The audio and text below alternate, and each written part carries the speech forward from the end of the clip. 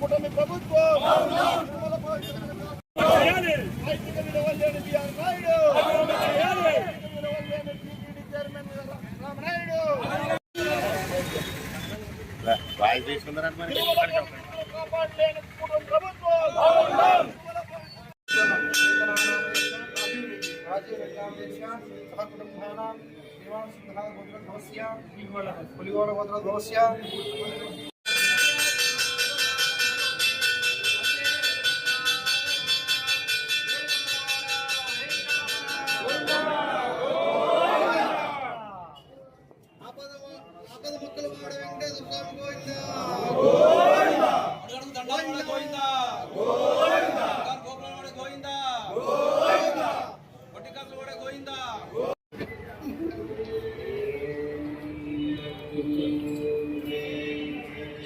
ఇటు చూడండి ఇటు చూడండి.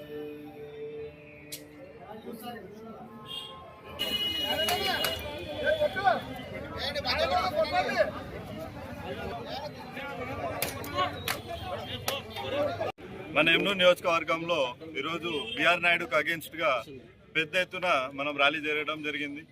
ఎందుకంటే మనం మంచిగా ఆలోచిస్తే ఈ కూటమి ప్రభుత్వంలో బిఆర్ నాయుడు గారు చేస్తున్న తప్పులన్నీ కూడా కనిపిస్తూ ఉన్నాయి. ఏ రకంగా అంటారా, సోషల్ మీడియాలోనే కాకుండా వాళ్ళ ఓన్ వీడియోస్ కూడా వైరల్ అయినాయి. దాన్ని కప్పిపుచ్చుకోవడానికి మేము నేస్తున్నాము. 35 నుంచి మా కుటుంబాలన్నీ కూడా మేము ఫ్రెండ్స్ అని కూడా చెప్పుకొని తిరుగుతూ ఉన్నాడు. కానీ అక్కడ మీరు చూసినట్టయితే అది ఒక ఫ్రెండ్షిప్ లాగా లేదు, అది ఒక నార్మల్ ఫ్రెండ్స్ ఉండే వీడియో అయితే కాదు.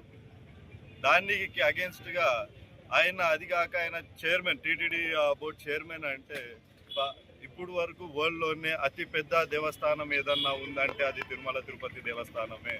అటువంటి దేవస్థానానికి ఇలాగా కామంతో నిండిపోయిన ఒక బిఆర్ నాయుడు గారు లాంటి వాళ్ళు దానికి టీటీడీ చైర్మన్గా ఉండడం చాలా తప్పని కూడా మేమందరం అనుకుంటున్నాం. ఇక్కడ ఒకటే కాదు, ఈ ఊరనే కాదు, మొత్తం రాష్ట్ర వ్యాప్తంగా అలాగనే తిరుపతిలో కూడా తిరుమలలో కూడా ఇలాంటి వాళ్ళు ఎందుకు చైర్మన్ చేసినారు, ఇలాంటి ఆయనని చైర్మన్గా ఎందుకు పెట్టారనే ప్రశ్నిస్తూ ఉన్నారు ప్రజలు కూడా.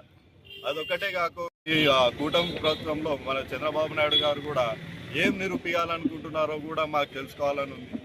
ఎందుకంటే ఇవన్నీ వీడియోలు ఇవన్నీ వచ్చిన తర్వాత కూడా ఒకవేళ ఆయన హిందూ పవిత్రతను కాపాడాలనుకున్నా, తిరుమల తిరుపతి దేవస్థానాన్ని పవిత్రత కాపాడాలనుకున్నా కూడా ఫస్ట్ ఎటువంటి పరిస్థితుల్లో అయినా ఏ సీఎం అయినా కూడా చేయాల్సిన బాధ్యత ఫస్ట్ ఏమైనా ఉందంటే అది వాళ్ళని తొలగించడమే.